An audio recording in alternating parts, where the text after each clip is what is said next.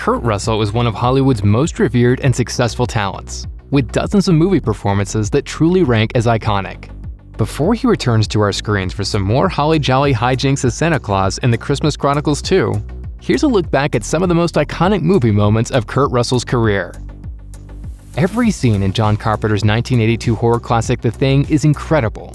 The movie centers on an Antarctic research team that comes under attack by a shape-shifting extraterrestrial after it's unearthed by a neighboring research facility. In the film, Russell stars as helicopter pilot R.J. MacReady, who takes hostile control after the creature begins to assimilate several of the scientists. MacReady uses a flamethrower to extinguish several of his former colleagues after they are overtaken by the Thing, and eventually, he decides to detonate the entire station to destroy the creature and prevent its spread to the rest of human civilization. There are lots of action-packed moments, but it's a relatively somber final exchange that continues to haunt audiences nearly 4 decades later. As the station burns to embers, MacReady is alone and freezing when Keith David's character Childs returns to the site. Where were you, Childs? Thought I saw Blair. I went out after him. Got lost in the storm. As they continue to talk, it's clear that neither MacReady nor Childs trust the other is who they say they are, or that they have any ambition of surviving their circumstances. The scene epitomizes the governing sense of dread and paranoia that the Thing has caused them, and the ultimate hopelessness of their situation. What do we do? Why don't we just wait here for a little while? See what happens. Russell has been at the center of many amazing action films, not the least of which is John Carpenter's 1986 martial arts comedy Big Trouble in Little China. In the film, Russell stars as truck driver Jack Burton, who becomes entangled in a wild rescue effort after his friend's fiancée is abducted by a gang. You know what old Jack Burton always says at a time like this? Who? Jack Burton. Me. In one pivotal fight scene, Jack finally faces off with James Hong's character David Lo Pan, a magical master who commands 3 warriors with weather-related powers. Things don't seem to be going well for Jack after he throws a knife at Lo Pan and totally misses the mark. However, we soon discover this was simply Jack's way of getting Lo Pan to release his hostage, because Jack Burton can definitely handle a knife. Goodbye, Mr. Burton. That's badass enough, but it's Russell's one-liner that solidifies this moment as a keeper on Russell's highlight reel.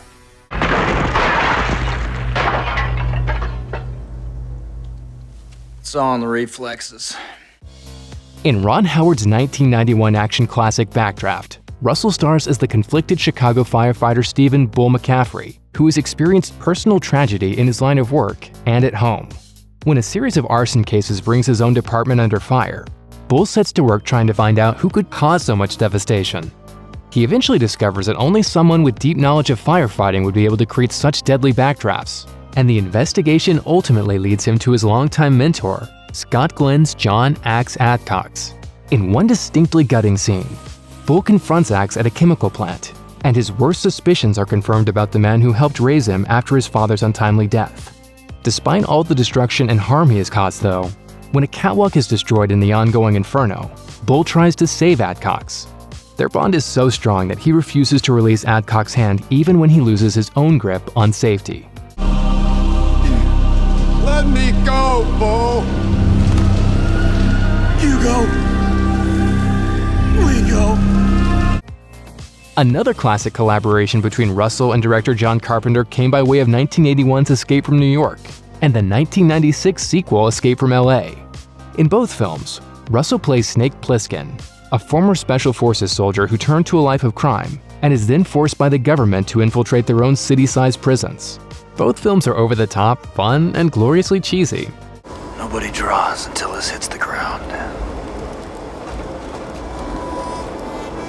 You ready?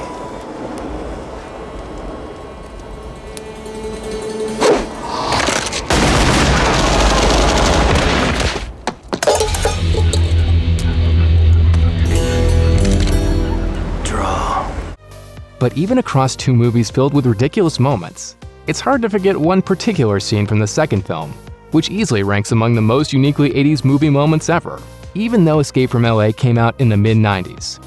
After getting flushed through the sewers to the outskirts of LA, Snake runs into an old pal Pipeline, played by Peter Fonda. And wouldn't you know, Pipeline is just about to surf a tsunami into the city, giving Snake a way to get right back to his mission in the most radical way possible.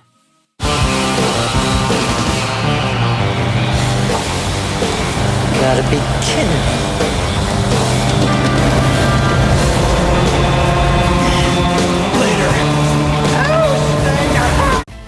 Before Team USA's men's hockey squad captured the gold in the 1980 Winter Olympics and became a point of pride for generations, Coach Herb Brooks had to work hard to get his players into the right mindset for the victory.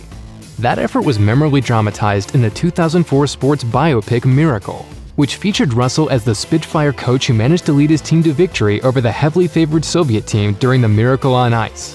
One of the most searing scenes in the movie comes when Herb realizes that his players are not living up to his expectation that they unite under the Team USA banner. That's when he forces them back onto the ice for a grueling and seemingly endless new practice cycle after a tied exhibition game. Even after the lights are cut off at the rink and the players are becoming physically ill, he makes them keep running drills. Hey!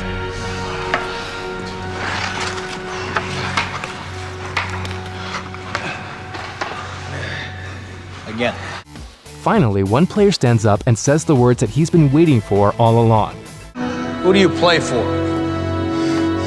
I play for the United States of America.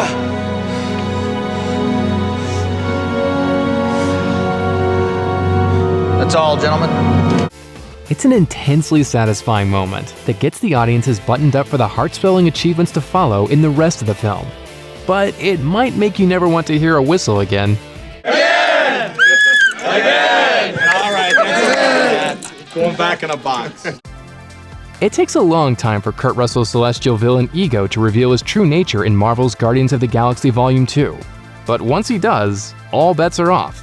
In the film's climactic third act, Ego reveals that his humanoid form is nothing more than a manipulation, and that he has spread his seed across the universe in hopes of creating a second, similarly powerful being that can access his celestial power. Chris Pratt's Peter Quill is his first success, which means all of the skeletons on Ego's planet belong to Peter's long-lost half-siblings, who just didn't make the cut. But wait, it gets darker. When Quill asks about his mother, Ego reveals that he did indeed love her, but also condemned her to the tragedy that has haunted Quill his entire life. Reason for my very existence would be over, so I did what I had to do. But it broke my heart to put that tumor in her head. That's when Quill finally decides to fight back. But unfortunately, after all those downer revelations, the Guardians' big showdown with Ego begins with a delightfully bizarre transformation. I tried so hard to find the form that best suited you, and this is the thanks I get? It's safe to say nobody saw that coming, and it's honestly one of the most gratifying surprises in the film. Kurt Russell's Santa Claus has a tough task ahead of him in 2018's The Christmas Chronicles. The Christmas spirit is dwindling, and old St. Nick finds himself behind bars after a reindeer roundup mission gone wrong. Santa has some tricks up his sleeve though, because he's had the arresting officer, played by Martin Roach, on his list for quite some time. The interrogation that follows is anything but ordinary, as Santa reveals that he knows exactly what the policeman really wants for his Christmas this year. Okay then. Smart guy. What do I want? Lisa.